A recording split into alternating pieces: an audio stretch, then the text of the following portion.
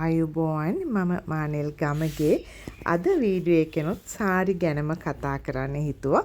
මොකද අලුත් සාරි පන්තියක් දෙසැම්බර් 20 වෙනි සෙනසුරාදා හවස 5ට පටන් ගන්නවා. ඉතින් කැමති අයට ඒකට සහභාගී වෙන්න පුළුවන්. ඕගොල්ලෝ මේ දකින සියලුම සාරි මගේ ශිෂ්‍යාවන්ගේ නිර්මාණ. සාරි පන්තියේ කලින් ඉගෙන ගත්ත ළමයින්ගේ නිර්මාණ. ඒගොල්ලන් හරිම ලස්සනට සාරි කරනවා. එකෙන් ලොකු ව්‍යාපාර කරනවා. මහා පරිමාණයෙන් කරන අය ත්‍රාශියක් ඉන්නවා. සාමාන්‍යයෙන් තමුන්ගේ එදිනෙදා කරන රසාවක් කරන ගමන් කරන අය ඉන්නවා.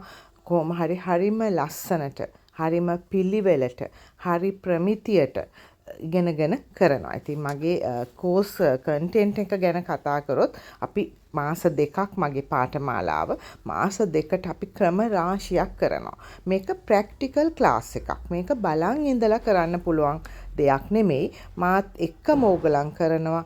ඒ වෙලාවෙම වැරදි කරනවා. එහෙම නැත්තම් මේක එහෙම ඉගෙන ගන්න බෑ. මොකද දැන් සමහර අය හිතනවා රෙකෝඩින් වලින් කරන්න බෑ මේක. ඕගලන් එතකොට කොහොමද ඕගලන් වරදක් හදාගන්නේ?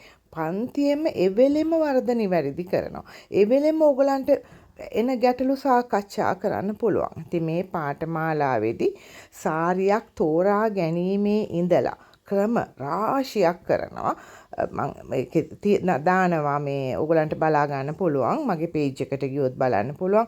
මගේ පේජ් එකට ගියොත් තවත් මීටත් වඩා සාරි රාශියක් බලන්න පුළුවන්. මොකද දිනපතාම ළමයි සාරි එවනවා. සමහර වෙලාවට ඇත්තටම මට දාගන්නත් බෑ.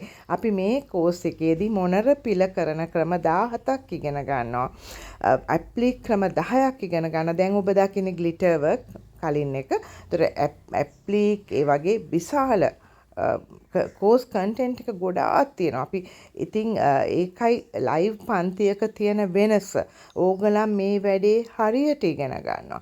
සහ මම එදිනෙදා හෝම්වර්ක් බලනවා. ඊටාම කුඩා වරද පවා නිවැරදි කරනවා. ඉගෙන ගන්න ළමයි දන්නවා කොහොමද කියලා. ඉතින් ඒක නිසා පන්තියට සහභාගී වෙන්න කැමති කෙනෙකුට මේ WhatsApp නම්බර් එකට මට මෙසේජ් එකක් දාන්න.